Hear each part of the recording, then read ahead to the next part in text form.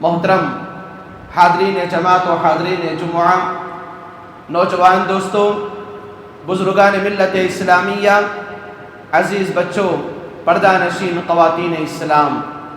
ہر قسم کی تعریف و توصیف، حمد و ثنا، بزرگی، بڑائی، کبریائی اسی اللہ تبارک و تعالیٰ ہی کے لیے لائق و زیبا ہے، جو ساری کائنات میں اکیلا ہے، تنہا ہے، بے شمار صفات حمیدہ و صفات جمیلہ و صفات جلیلہ سے متصف ہے۔ حمد و ثنا اسی اللہ تبارک و تعالیٰ ہی کے لیے لائق و زیبا ہے، جو مکمل طور پر انسان کی دنیاوی زندگی میں عطا کرنے کے بعد ضروریات سامان کو انسان کی دنیاوی زندگی میں مکمل طور پر مہیا کیا ہے، اور اسی اللہ تبارک و تعالیٰ ہی کے لیے تعریف ہے، جو مکمل طور پر آسمان میں اڑنے والے پرندوں کی، بلوں میں رہنے والے حشرات الارض کی، اور مکمل طور پر ہواؤں میں اڑنے والے جانوروں کی، مخلوقات کی، پرندوں کی اللہ تبارک و تعالیٰ ہی سننے والا، جو قدرت کاملہ کے لائق و زیبا ہے۔ تعریفات اسی اللہ تبارک و تعالیٰ ہی کے لیے ہے، جو مکمل طور پر انسان کی زندگی کو بے چینی و بے قراری سے بچانے کے لیے عورت جیسے عظیم ذات کو انسان یعنی مرد کے لیے پیدا کرنے والا ہے۔ محترم حاضرین، درود و سلام ہو اللہ تبارک و تعالیٰ کی جانب سے بھیجے گئے تمام انبیاء علیہم السلام پر، بالخصوص میرے اور آپ کے نبی امام الانبیاء، شافع محشر، ساقی کوثر، آمینہ کے لال، تاجدار مدینہ، سرور کونین، محسن اعظم و محسن انسانیت، رہبر عالم و ہادی عالم محمد الرسول اللہ صلی اللہ علیہ وسلم پر، کہ جنہوں نے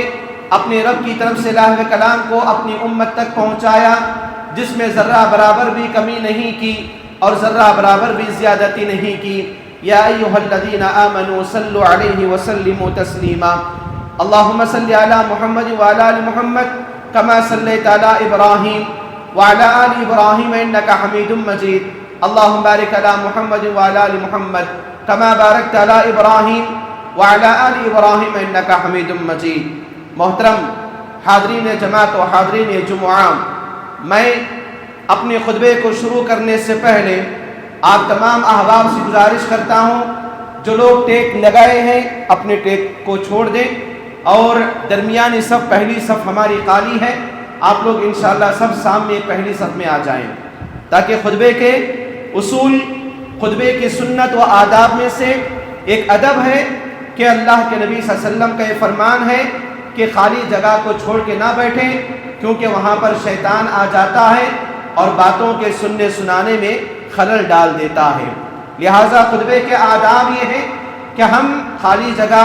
ہرگز چھوڑ کے نہ بیٹھیں، اور جمعہ کے آداب میں سے ایک ادب یہ ہے کہ ٹیک لگا کے جمعہ کا خطبہ نہ سنیں۔ ٹیک لگا کے جمعہ کا خطبہ سننا جمعہ کے ثواب میں سے کمی کر دیتا ہے، تو لہٰذا ان آداب کا خیال کرنا میری اور آپ کی ایمانی ذمہ داری ہوتی ہے۔ محترم حاضرین، جیسا کہ آپ تمام لوگوں کے سامنے قرآن کریم کی آیات کریمہ کو پڑھ کر سنایا گیا، اور پیارے حبیب جناب محمد الرسول اللہ صلی اللہ علیہ وسلم کی مختلف احادیث مبارکہ کو رکھا گیا، انشاءاللہ قرآن و حدیث کی روشنی میں آج کے ہمارے جمعہ کے مختصر سے وقت میں آپ تمام لوگوں کے سامنے کامیاب شادی کے سنہرے اصول کے حوالے سے چند باتیں بتانے کی کوشش کی جائے گی۔ محترم حاضرین، جیسا کہ ہم اور آپ جانتے ہیں، اللہ تبارک و تعالیٰ نے مجھے اور آپ کو اس دنیا کے اندر اپنی عبادت کے لیے پیدا کیا، میری اور آپ کی اس دنیا کے اندر زندگی بخشا۔ اللہ تبارک و تعالیٰ نے انسانی زندگی میں جہاں پر مختلف طور پر عبادات کی شکلوں کو رکھا ہوا ہے، وہیں پر اللہ تبارک و تعالیٰ نے انسانی زندگی میں چاہے مرد ہو یا عورت، اس کی زندگی میں شادی جیسی عظیم عبادت کو رکھا ہوا ہے۔ یقین مانیے کہ شادی اللہ تبارک و تعالیٰ کی عبادتوں میں سے ایک عبادت ہے، اور شادی نکاح کے بندھن میں ایک نوجوان لڑکا اور لڑکی کا شرعی طریقے کے مطابق اللہ تبارک و تعالیٰ کے دین کے مطابق نکاح کے بندھن میں آ جانا یہ اللہ تبارک و تعالیٰ کی عبادتوں میں سے ایک عبادت ہے۔ اسی لیے آج کے جمعہ کے خطبے میں ہم اور آپ چند باتیں سنیں کامیاب شادی کے سنہرے اصول، کہ شادی کی کامیابی کن چیزوں پر ڈیپینڈ ہوتی ہے، کیونکہ ہم اور آپ جانتے ہیں اللہ تبارک و تعالیٰ نے نماز کو میری اور آپ کی زندگی میں فرض کیا۔ نماز کو آنے سے پہلے نماز کے لیے کچھ شرطیں ہوتی ہیں، نماز کے لیے کنڈیشنز ہوتے ہیں، نماز کے لیے اصول ہوتے ہیں۔ اسلامی طریقے کے مطابق جن اصول کو بتایا گیا ہے ان چیزوں کے مطابق اگر میری اور آپ کی نماز نہیں ہے تو میری اور آپ کی نماز قبول نہیں ہوگی اور ثواب میں کمی بیشی واقع ہوگی۔ یقین مانیے نماز جیسی اہم عبادت ہے ویسے ہی اللہ تبارک و تعالیٰ نے نکاح اور شادی کو عبادت کا بڑا ذریعہ بنایا ہوا ہے۔ آئیے ہم اور آپ دیکھتے ہیں یہ شادی اور نکاح کا معنی اور مطلب کیا ہے۔ شادی اور نکاح کا معنی اور مطلب یہ ہے کہ آدمی اپنی دنیاوی زندگی کے اندر شریعت کے اعتبار سے اللہ تبارک و تعالیٰ کے قانون پر عمل کرتے ہوئے جو عورت اس کی زندگی میں آنے والی ہے اللہ تبارک و تعالیٰ کے قوانین کے مطابق اس عورت کو شادی کے ذریعے خطبہ نکاح ایجاب و قبول اور مہر کے ادا کرنے کے ذریعے جو پیغام دیا جاتا ہے اس کے مطابق آدمی کا ایک عورت سے ملنے کو شادی کہا جاتا ہے۔ شادی اور نکاح کہا جاتا ہے کہ مرد اور عورت حلال طریقے سے پیار و محبت کو اپنے درمیان شفقت کو ایک دوسرے کو مکمل طور پر تعلقات میں بن رہے ہیں جڑ رہے ہیں اسی کو شادی کہا جاتا ہے۔ شادی کہا جاتا ہے ماں جس طرح اپنے بچے کو محبت کے ساتھ پیار و الفت کے ساتھ اپنے گلے لگاتی ہے ایک مرد اپنی آئندہ آنے والی بیوی کو شریعت کے نقطہ نظر میں اپنے گلے کو لگاتا ہے تو اسی کو شادی اور نکاح کہا جاتا ہے۔ اور شادی کے بارے میں مجھے اور آپ کو معلوم ہے کہ اللہ تبارک و تعالیٰ کا ڈر انسان کو اپنی دنیاوی زندگی میں پیدا کرنا، تقوی و طہارت کی زندگی کو پاکیزہ بنانا یہ شادی کے اہم مقاصد میں سے ایک مقصد ہے۔ اور جہاں پر اللہ تبارک و تعالیٰ نے تقوی و طہارت کی زندگی کے گزارنے کے لیے شادی جیسی اہم عبادت کو رکھا ہوا ہے وہیں پر شادی کے مقاصد کو، شادی کے فوائد کو، شادی کے برکات کو، شادی کے فضائل کو انسان کی زندگی میں رکھا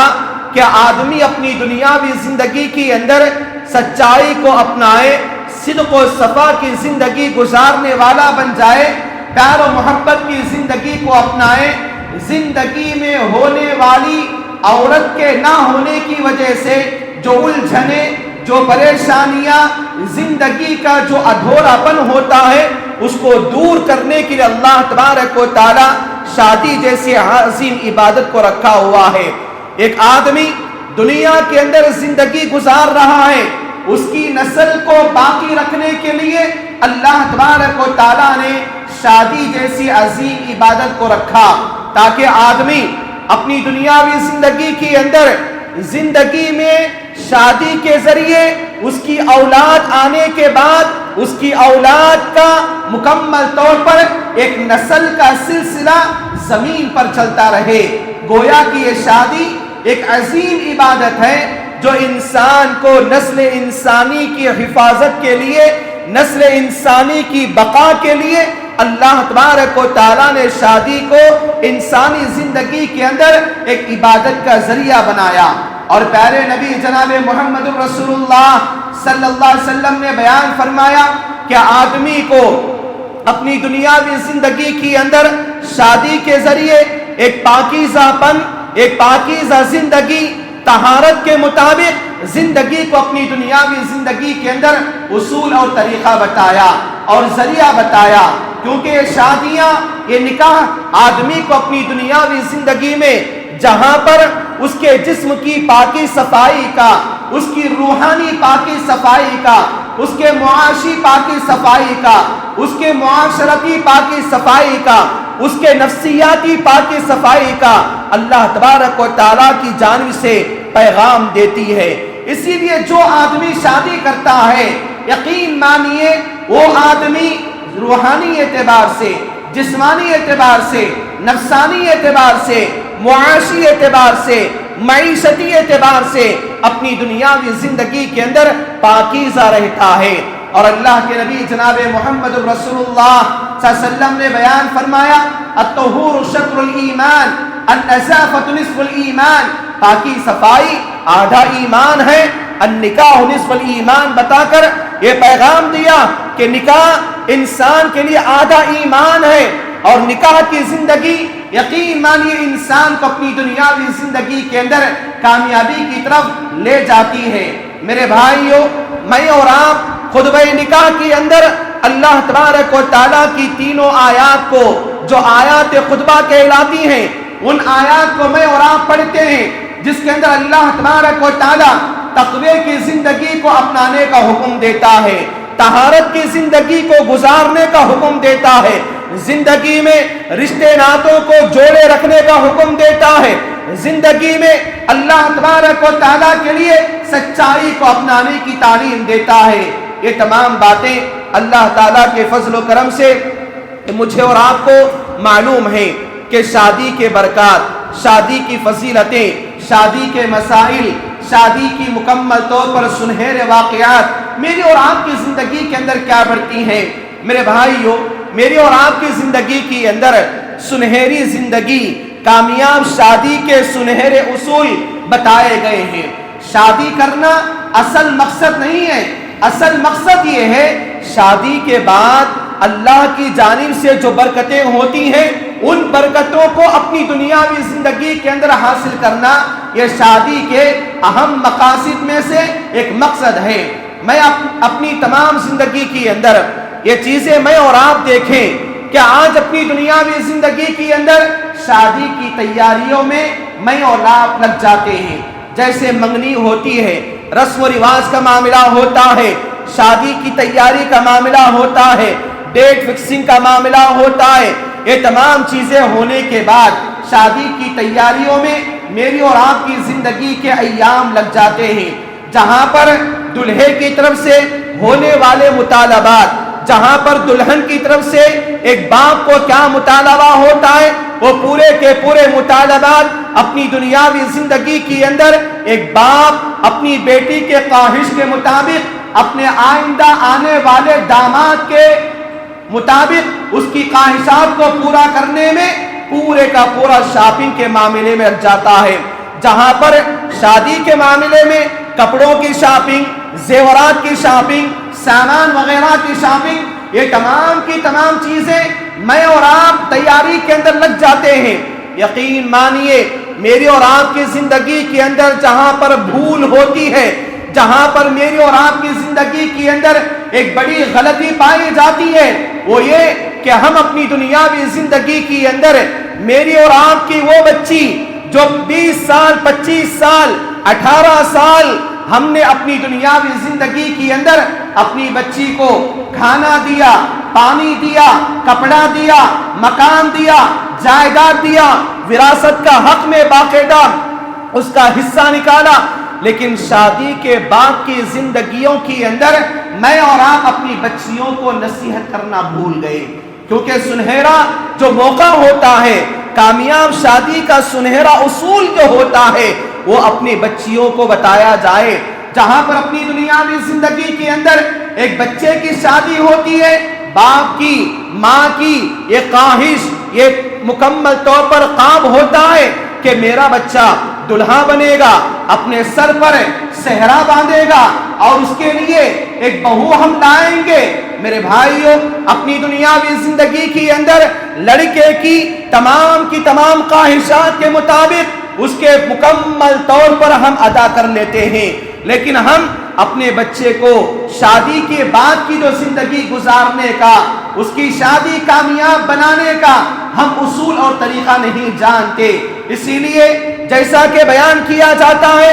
کہ ہماری شادیاں بڑی مہنگے سے مہنگا ریسٹورنٹ میں ہوتا ہے، شادی خانہ ہوتا ہے، کھانا مہنگا سے مہنگا ہوتا ہے، زیب و زینت کی چیزیں ہوتی ہیں، لیکن اپنی دنیاوی زندگی کے اندر وہ شادیاں، ان شادیوں کی خوشیاں ہمارے گھروں کے اندر زیادہ دیر تک قائم نہیں ہوتا۔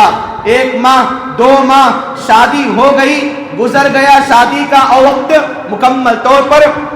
جھگڑے، پریشانیاں اور یہاں تک کہ معاملات خلا اور طلاق کی نوبت بھی آ جاتی ہے۔ اسی لیے اسلام کے اندر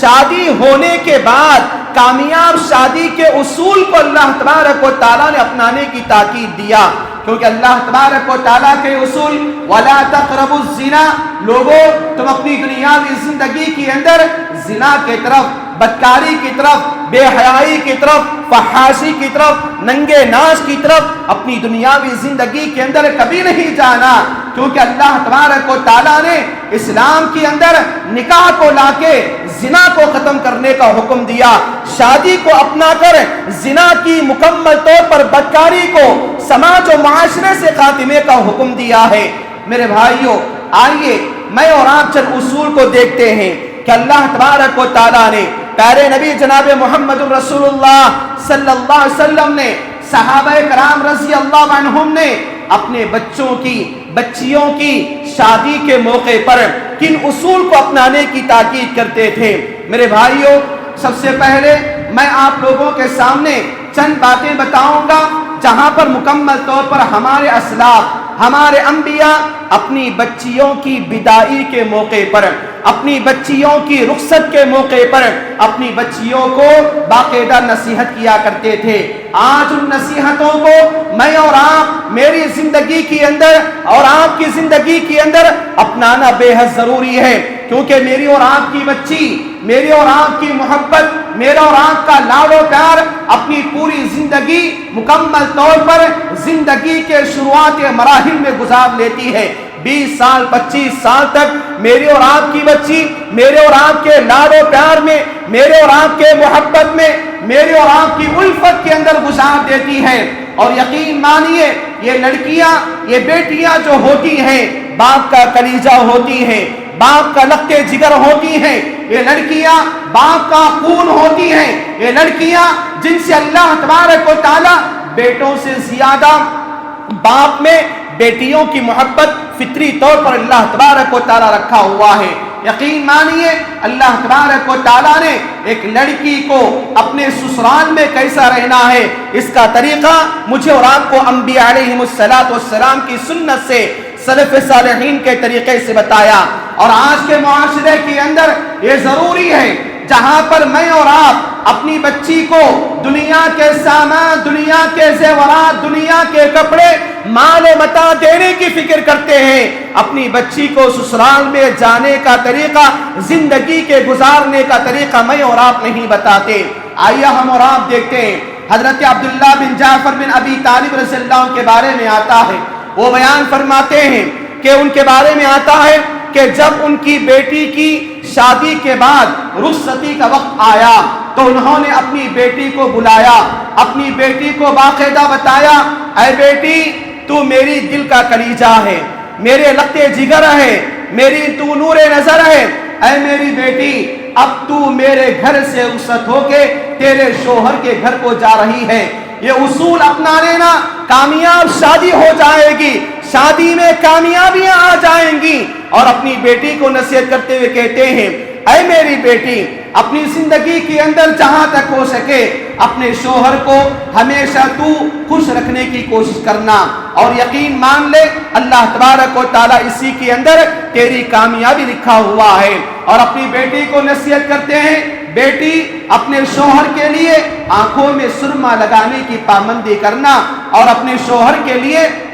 خوشبو کا استعمال کرنے کی کوشش کرنا، جس سے کیا ہے تیرا شوہر تجھ سے قریب ہوتا ہے، اور تیرا شوہر جب تجھ سے قریب ہوگا تو دنیا کی کوئی طاقت تیرے شوہر سے تجھے دور نہیں کر سکتے۔ یہ نصیحت باقاعدہ حضرت عبداللہ بن عمر بن ابو جعفر ابی طالب رضی اللہ عنہ باقاعدہ بتاتے ہیں، لہٰذا میری اور آپ کی ذمہ داری بنتی ہے میں اور آپ اپنی دنیاوی زندگی کے اندر اپنی بچیوں کو شادی کے بعد ہونے والے مراحل کے بارے میں نصیحت کریں، یہ پیغام کریں۔ عرب کی ایک مشہور و معروف عورت ہیں، عرب کی مشہور و معروف عورت جو بنت خارجہ ہیں، ان کے بارے میں آتا ہے جب ان کی بچی کی شادی ہوئی، بچی کی شادی ہونے کے بعد انہوں نے اپنی بچی کو نصیحت کیا، بٹھایا اور بتایا، میری بیٹی اب تو ایک اجنبی ماحول میں جا رہی ہے، ایک ایسے ماحول میں تو جا رہی ہے جہاں پر تیرا باپ نہیں، تیری ماں نہیں، تیری بہن نہیں، تیرا بھائی نہیں، میری بیٹی یہ بات تو یاد رکھنا، ایک اجنبی ماحول میں تو جا رہی ہے تو یہ گھر کی عزت تیرے ہاتھ میں ہے، اور یاد رکھنا وہاں پر تیرا مکمل، تیرا باپ، تیرا بھائی مکمل طور پر تیرے شوہر کے کردار میں تو دیکھنا۔ اے میری بیٹی تو یہاں سے جا رہی ہے تو یہ بات سن لے کہ تو تیرے شوہر کے گھر میں جانے کے بعد تو تیرے شوہر کے لیے زمین کی طرح نرم بن جانا، تیرا شوہر تیرے لیے آسمان کی طرح سایہ دار بن جائے گا۔ اے میری بیٹی تو تیرے شوہر کے گھر میں جانے کے بعد تیرے شوہر کے لیے تو ایک فرش بن جانا، تیرا شوہر تیرے لیے ستون بن جائے گا۔ اے میری بیٹی یاد رکھنا تو تیرے شوہر کے گھر جانے کے بعد اپنی مکمل زندگی کے اندر شوہر کی نافرمانی کبھی نہ کرنا، شوہر کی بات پر اپنے کان کو ہمیشہ تیار رکھنا، شوہر کی اطاعت، شوہر کی فرما برداری پر ہمیشہ لبیک کہتے ہوئے شوہر کے ہر چھوٹا بڑا کام کو انجام دینے کی کوشش کرنا۔ ام صنعاء کے بارے میں آتا ہے، وہ کہتی ہیں اپنی بیٹی کی جب بدائی کا وقت آتا ہے، وہ کہتی ہیں بیٹی تو یہاں سے جا رہی ہے، یہ تیرا شوہر تیرے لیے بڑی عمر کا بچے کے برابر ہے۔ کیا بتائیں بیٹی، تیرے لیے تیرا شوہر ایک بڑی عمر کے بچے کے برابر ہے، کیونکہ تیرے شوہر کی ضرورت تجھے باقاعدہ پڑتی ہے، اور تیرے شوہر کو مکمل طور پر تیری ضرورت ماں کی حیثیت سے پڑتی ہے، کیونکہ اس کے کھانے پینے کا، سونے جاگنے کا، اس کے بستر کا، اس کے کھانے پینے کا باقاعدہ تو انتظام کرنا۔ اور بتاتی ہیں ام سعصہ کے بارے میں کہا جاتا ہے، کہتی ہیں اے میری بیٹی تو اپنے شوہر کے پاس جب جائے گی تو تیرے شوہر کے کھانے پینے کے اوقات اور تیرے شوہر کے سونے جاگنے کے اوقات کے بارے معلوم کر لینا، کیونکہ آدمی جب بھوکا رہتا ہے بھوک کی وجہ سے شیطان اس کے اوپر غالب آ جاتا ہے اور میاں بیوی کے درمیان جھگڑا پیدا ہو جاتا ہے۔ انہوں نے باقاعدہ اپنی بچیوں کو نصیحت کیا ہے، تو گویا کہ یہ جو باتیں آپ لوگوں کے سامنے بتائی گئی ہیں، آج کی زندگی کی اندر ایک باقاعدہ ایک ماں کو، ایک باپ کو اپنی بیٹیوں کو الوداع کرنے سے پہلے، ان کو ودا کرنے سے پہلے، رخصت کرنے سے پہلے اپنی بچیوں کو یہ نصیحت کر کے جائیں، یہ نصیحت باقاعدہ اپنی بچیوں کو دیں۔ یہاں تک کہ ام خارجہ کے بارے میں آتا ہے، وہ اپنی بچی کو نصیحت کرتے ہیں، بیٹی یہاں سے تو تیرے باپ کی محبت کو تو نہیں لے جائے گی، لیکن تیرے شوہر میں تیری باپ کی محبت کو تلاش کرنے والا بن جا، اور تیری شوہر سے تو ایسی الفت کر لے تو ایک تیرا شوہر مکمل طور پر تجھے ایک بھائی کا پیار، ایک بھائی کی طاقت بن جائے۔ اسی لیے اسلام کے اندر عورتوں کو یہ تعلیم دیا گیا، یہ تعلیم عورتوں کو بتائی گئی کہ اس تعلیم کے بنیاد پر اپنے گھر کو چلانے کے لیے، اپنے رشتے کو مضبوط کرنے کے لیے، اپنے معاملات کو استوار کرنے کے لیے یہ ضروری ہے۔ اب آئیے مختصر طور پر ایک بتانے کی کوشش کروں گا اصول کیا ہے کامیاب شادی کے لیے، جہاں پر اسلام میں سلف صالحین کے ذریعے ایک بچی کو، ایک دلہن کو رہنے کی تعلیم و تاکید دی جاتی ہے، کیونکہ یہ دلہن بننا، کسی کی بیوی بننا کوئی گڑا گڑی کا کھیل نہیں ہے، یہ کوئی کھیل تماشا نہیں ہے، یہ زندگی کی اندر بڑی ذمہ داری ہے۔ جو اللہ تبارک و تعالیٰ نے ایک دلہن کے اوپر، ایک بیوی کے اوپر اللہ تبارک و تعالیٰ نے عائد کیا ہوا ہے، وہیں پر اسلام میں مردوں کے لیے، دلہے کے لیے، شوہر کے لیے پیغام دیا، نصیحت دیا، کامیاب شادی کے لیے سنہرے اصول بتایا، جہاں پر ایک دلہن اپنے شوہر کے ساتھ کیسا رہنا ہے اس کو بتایا گیا۔ تو بچے کے باپ پر، دلہے کے باپ پر، دلہے کے ماں پر یہ ضروری ہے کہ اپنے بچوں کو نصیحت کرے، اپنے بچوں کو باقاعدہ بتائیں۔ حضرت علی رضی اللہ عنہ، حضرت علی رضی اللہ عنہ جب حضرت فاطمہ رضی اللہ عنہا کا ہاتھ اللہ کے نبی جناب محمد رسول اللہ صلی اللہ علیہ وسلم سے مانگنے آئے، بتایا جاتا ہے اللہ کے نبی صلی اللہ علیہ وسلم نے بتایا، اے علی تم میرے لگتے جگر کو مجھ سے مانگ رہے ہو، یہ بات یاد رکھو، میں تم کو دو چیزیں بتاتا ہوں جو میری بیٹی کے ساتھ ہمیشہ کرنا، میری بیٹی کے ساتھ ہمیشہ حسن اخلاق سے پیش آنا، اور میری بیٹی کے ساتھ جو دوسری چیز ہے حسن معاشرت کے ساتھ پیش آنا۔ اے علی میری بیٹی سے میں تم کو باقاعدہ نکاح میں دے دوں گا، لیکن یہ بات ہمیشہ یاد رکھنا، میری بیٹی کے ساتھ اخلاق کا معاملہ کرنا، اخلاق کا معاملہ کرنا، اخلاق کے ساتھ برتاؤ کرنا۔ اللہ کے نبی صلی اللہ علیہ وسلم نے بتایا حسن معاشرہ، حسن اخلاق، یہ دو کیا ہے ہم مردوں میں آنا چاہیے۔ ہم اپنی اولاد کو، اپنے دلہوں کو، اپنے شوہروں کو، اپنا بچہ دلہے کا صحرا پہننے سے پہلے یہ بتائیں اپنی دنیاوی زندگی کے اندر، میرے بیٹے میری زندگی کے اندر میں نے تیری زندگی میں جو نکاح کروا دیا ہے اس عورت کے ساتھ حسن اخلاق کے ساتھ پیش آنا ہے، کیونکہ اللہ تبارک و تعالیٰ نے انسان کی بالخصوص مرد کی زندگی عورت کے ذریعے مکمل کر رہا ہے۔ لہٰذا یہ پیغام مجھے اور آپ کو، یہ دو اصول ہیں، اگر میں اور آپ بحیثیت مرد، بحیثیت دلہا، بحیثیت شوہر ان دو چیزوں کو اپنائیں، یقین مانیے کہ زندگی کے اندر کبھی ڈراہٹ نہیں آئے گی۔ حسن اخلاق کو اپنائیں، حسن معاشرت کو اپنائیں، لین دین میں، شادی بیاہ میں اچھے طریقے کو اپنایا جاتا ہے، عمدہ کوالٹی کی چیزیں، کوانٹٹی کی چیز استعمال کی جاتی ہے، لیکن اپنی اولاد کو نصیحت سے خالی کر کے اپنی شادیوں کے اندر آگے بڑھاتے ہیں تو ہماری بچے اور بچیوں کی شادیوں میں خیر و برکات کا خاتمہ ہو جاتا ہے۔ اسی لیے ہم چیزوں کو اپنانے کی کوشش کریں۔ ایک اور سلف میں سے ایک کا نام آتا ہے سعسع بن معاویہ، ان کے بارے میں آتا ہے ان کی بچی کو پوچھنے کے لیے، ان کی بچی سے شادی کرنے کے لیے معاویہ آتے ہیں، پوچھتے ہیں کہ تمہاری بچی جو عمارہ ہے، یا دوسرا نام عمرہ، یعنی جو بچی تمہاری عمرہ ہے، عمرہ تمہاری بچی ہے، میں تمہاری بچی سے شادی کرنا چاہتا ہوں، مجھے تمہاری بچی کا ہاتھ دے دو۔ تو وہ کہتے ہیں کہ ابن طرف کہتے ہیں کہ یہاں پر آؤ، میرے ساتھ بیٹھو، میں تم کو دو باتیں بتانا چاہتا ہوں۔ میں اپنی بچی کو دے دوں گا، لیکن شرط یہ ہے کہ اپنی بچی کو میں دینے سے پہلے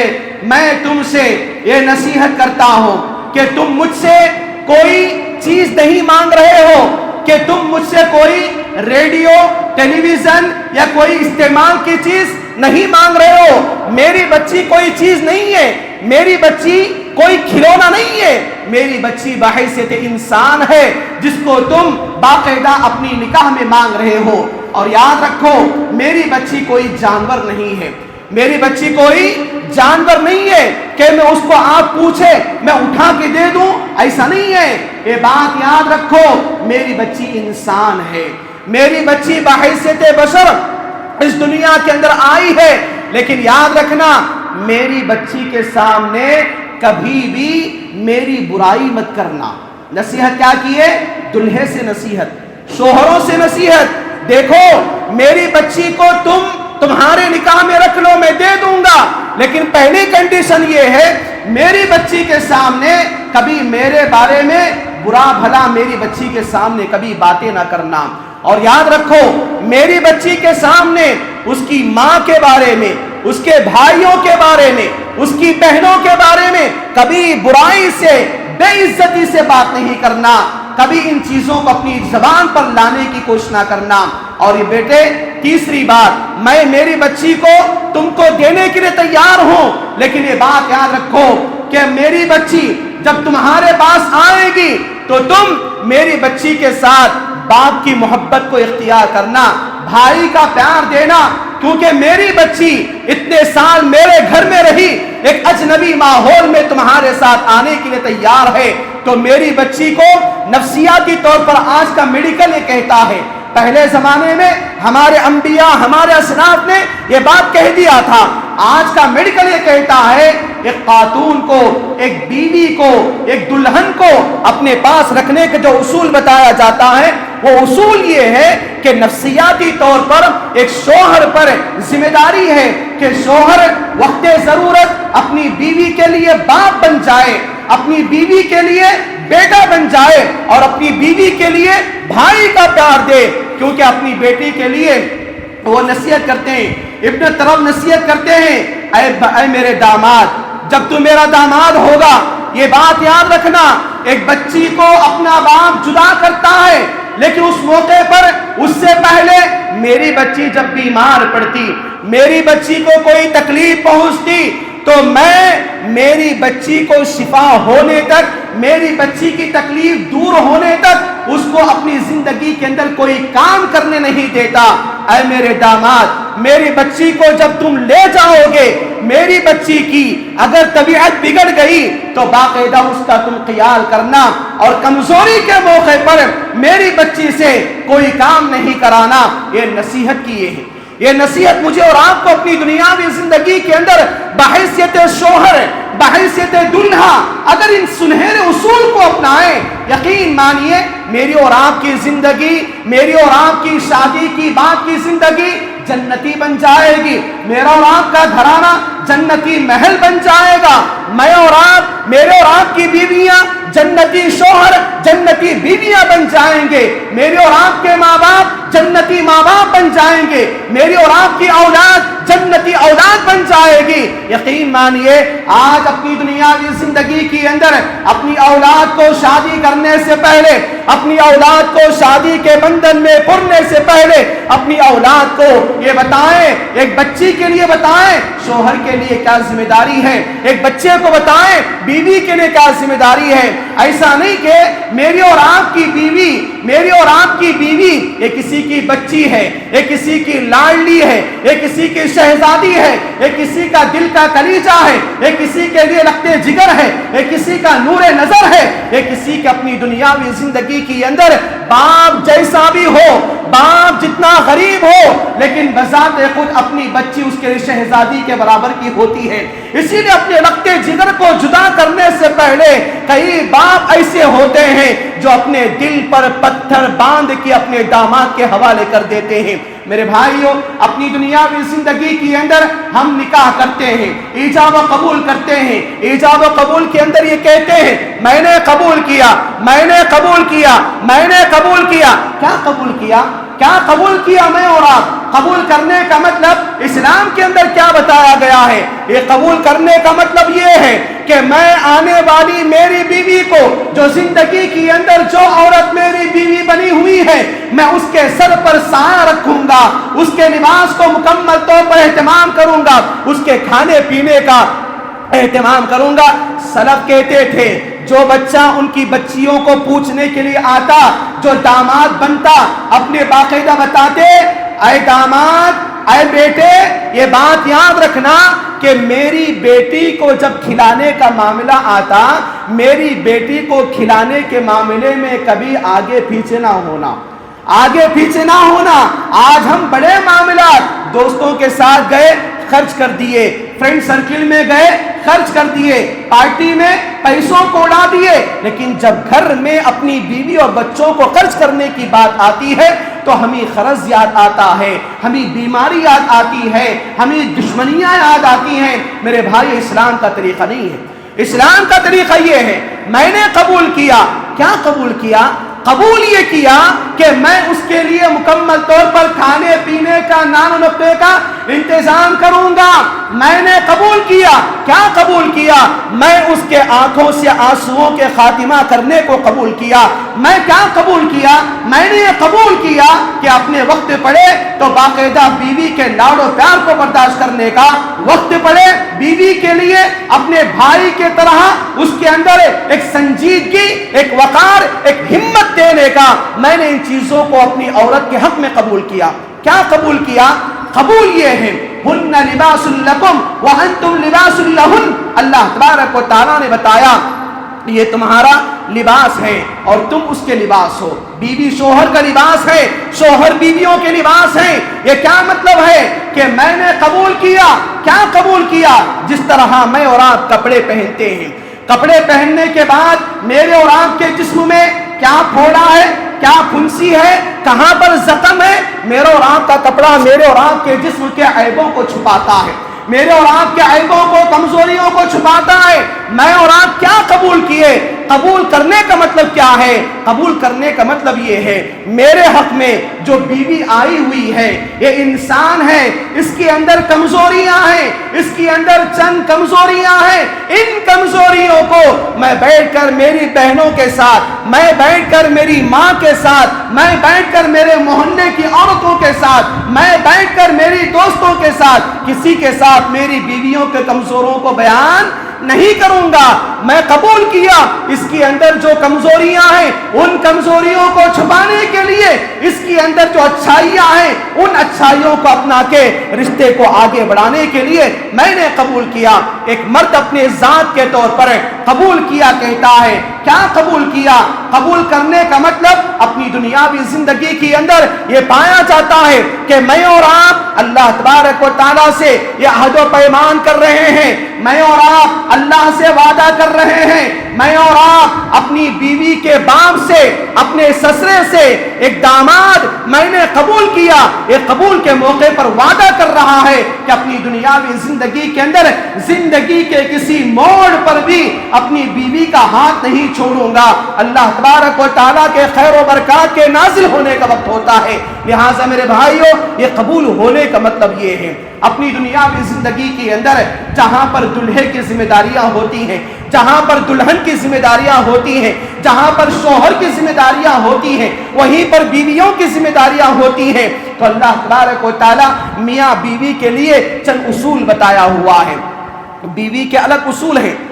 شوہر کے الگ اصول ہیں شادی کے بعد، اور میاں بیوی کے ملا کر الگ اصول اللہ تبارک و تعالیٰ نے بیان کیا ہوا ہے. پہلی چیز یہ ہے کہ ہم اپنی دنیاوی زندگی کے اندر بحیثیت شوہر کسی کے شوہر بنے ہوئے ہیں، کسی کی بچی میرے اور آپ کے نکاح میں آئی ہوئی ہے تو باقاعدہ اس کے لیے ضروری ہے ہم پہلے اس کو انسان کا مقام دیں، ہم پہلے اس کو انسان کا مقام دیں. اور دوسرے نمبر پر وہ ہماری گھر کی نوکرانی، گھر کی لونڈی نہیں ہے، وہ ہمارے گھر کی ملکہ ہے، وہ ہمارے گھر کی شہزادی ہے، وہ ہمارے گھر کی عزت ہے، وہ ہمارے گھر کا احترام ہے، وہ ہمارے گھر کا تاج ہے. آدمی اپنی دنیاوی زندگی کے اندر ایک شوہر اپنی بیوی کا احترام کرے اور ایک بیوی اپنے شوہر کا احترام کرے تو وہیں پر میری اور آپ کی زندگی کے اندر اللہ تبارک و تعالیٰ نکاح کی برکتوں کو لائے گا. اور دوسری چیز اپنی دنیاوی زندگی کے اندر کسی کی لاڈلی کو میں اور آپ اپنی بیوی بنا کے اپنے گھر میں لاتے ہیں تو ایسی صورت میں ان کو اپنی دنیاوی زندگی کے اندر عبادات کا موقع دے، عبادات کا موقع دے، نیکیاں کرنے کا موقع دے، نیکیاں کرنے کو آگے بڑھانے کی کوشش کریں، نوافل کی پابندی کرنے کی تعلیم دے، نماز کی تعلیم دے، نماز کو طریقہ بنائیں، نماز کو اپنی دنیاوی زندگی کے اندر اپنی عورتوں کو تاکید کرنے والا بنائیں. کیونکہ بذات خود ایک آدمی جنتی ہے اپنی دنیاوی زندگی کے اندر بحیثیت ایمان. یا ایھا الذین آمنوا قوا انفسکم واہلیکم نارا، اے ایمان والو جس طرح تم اپنی دنیاوی زندگی کے اندر اپنے آپ کو، اپنے جان کو، اپنے جسم کو، اپنی روح کو جہنم کی آگ سے بچانا چاہتے ہو ویسے ہی تمہارے لیے اپنی دنیاوی زندگی کے اندر اپنی بیوی کو بھی جہنم کی آگ سے بچانے کی فکر فکر کرو، اپنے گھر والوں کو بھی جہنم کی آگ سے بچانے کی فکر کرو۔ یہ اللہ تبارک و تعالیٰ نے ایک مشترکہ ذمہ داریوں کو کامیاب شادیوں کے اندر اصول بتایا ہوا ہے۔ اور آخری اصول یہ ہے کہ آدمی اپنی دنیاوی زندگی کے اندر سیرت کا مطالعہ کرے۔ اللہ کے نبی صلی اللہ علیہ وسلم کی جتنی ازواج مطہرات رضی اللہ عنہ تھیں، ہم مومنوں کی مائیں، اللہ کے نبی صلی اللہ علیہ وسلم نے اپنی بیویوں کے ساتھ کیسا کردار ادا کیا، کیسے کیسے اللہ کے نبی صلی اللہ علیہ وسلم نے صورتوں کو انجام دیا۔ ان تمام چیزوں کے لیے اپنی دنیاوی زندگی کے اندر سیرت کا مطالعہ کریں، علم و اصول کو اپنائیں، تو انشاءاللہ میری اور آپ کی شادی کامیاب شادی ہوگی، میرا اور آپ کا نکاح کامیاب نکاح ہوگا، میرا اور آپ کی بیوی کا جوڑا، یہ میاں بیوی کا رشتہ اللہ تبارک و تعالیٰ قبول کرے گا۔ یقین مانیے کہ آج کی زندگی کے اندر میں اور آپ اپنے اولاد کو یہ چیزیں نہیں بتائے ہیں، اپنی اولاد کو یہ چیزیں نہیں بتائے ہیں۔ اسی کی بنیاد پر میری اور آپ کی اولاد کا نکاح، شادی، رشتہ جیسے ہو جاتا ہے، وہ مکمل طور پر لڑائیوں میں، پنچات میں، پریشانیوں میں، ایک دوسرے کے گھر کو توڑنے میں، ایک دوسرے کی غیبت کرنے میں، ایک دوسرے کی پریشانیوں کو ڈالنے میں، ایک دوسرے سے دوری، ایک دوسرے سے دشمنی، ایک دوسرے سے جھگڑا میرے اور آپ کے گھروں کے اندر آئندہ جتنے آنے والے دن ہیں، ان تمام چیزوں کے اندر پریشانیاں بڑھتے جا رہی ہیں۔ لہٰذا آج میری اور آپ کی ضرورت ہے کہ ہم اور آپ اپنی دنیاوی زندگی کے اندر شادی جیسی عظیم عبادت کو انجام دینے کے بعد اس رشتے کو کیسے مضبوط کریں، اس کے لیے سنہرے اصول کیا ہیں، اس کے لیے طریقہ کار کیا ہے، ان چیزوں کو اپنی زندگیوں کے اندر اپنانے کی کوشش کریں۔ اللہ تعالیٰ سے دعا ہے اللہ تعالیٰ مجھے اور آپ کو ان تمام باتوں پر عمل کرنے کی توفیق نصیب عطا فرما، اور اللہ تبارک و تعالیٰ ہم میں کے ہر آدمی کو اپنی دنیاوی زندگی کے اندر